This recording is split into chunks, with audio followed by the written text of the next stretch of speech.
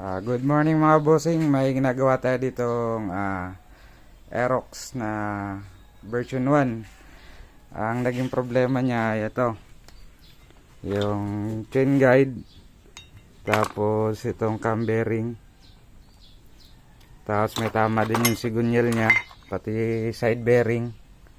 Ayan o, ang laki na ng alog.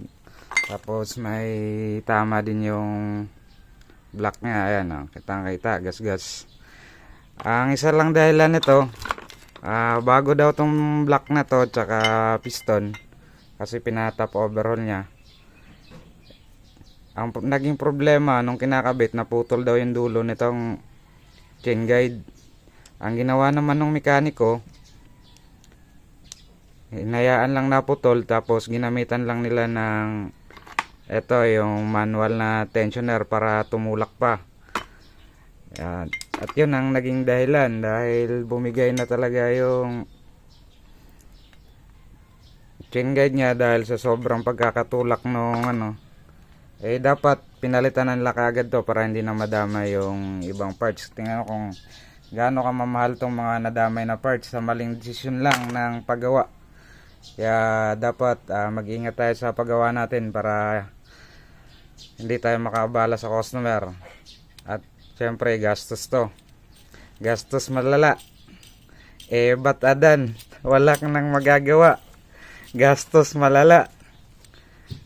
Ayan, pero pagka nabila naman ng parts na talagang itong mga problema na to, pabalik ulit yan sa bago ang andar. Yan, update ko kayo pagka nabuo ko na to kung anong kakalabasan ng andar nya. At yun lang po.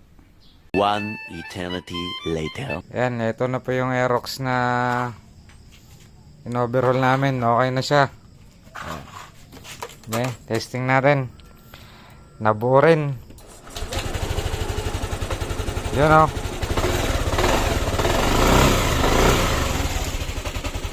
Yan. Yan, ito po yung Aerox na pinalitan namin ng sigunyal. Yan, dali siya ng side bearing. Tapos itong connecting rod. Tapos ito, block, piston. Tapos yung decompression nya, cam gear, tsaka timing chain. Yan. Dahil lang yan sa paggamit ng manual tensioner. Napakasakit, Kuya Eddie. Ang sinapit. Yan, pag gumamit po kayo nitong manual tensioner, siguraduhin na marunong po kayo mag-install para hindi po makasira yung ibang mga parts. Kasi napakasakit ng presyo nito. Tulala talaga pag natinamaan ng motor nyo ng ganito. Yan. Ito, camshaft. Pero meron din namang, alam ko, merong Conrad kit na nabibili nito. Pero mas maganda talaga pag isang buo para pang matagalan naman. Yan, yun ang timing guide.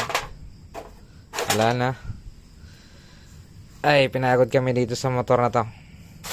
At dahil binuo na namin to kahapon, hindi namin na-check na may tama din pala tong chain guide, tsaka itong cam gear, at binaklas ulit. Kaya ginabi na naman ng mga pogi.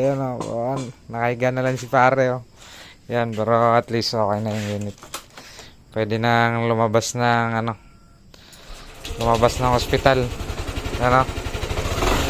Brum brum, brum brum. Yan. Yun lang po. Maraming salamat.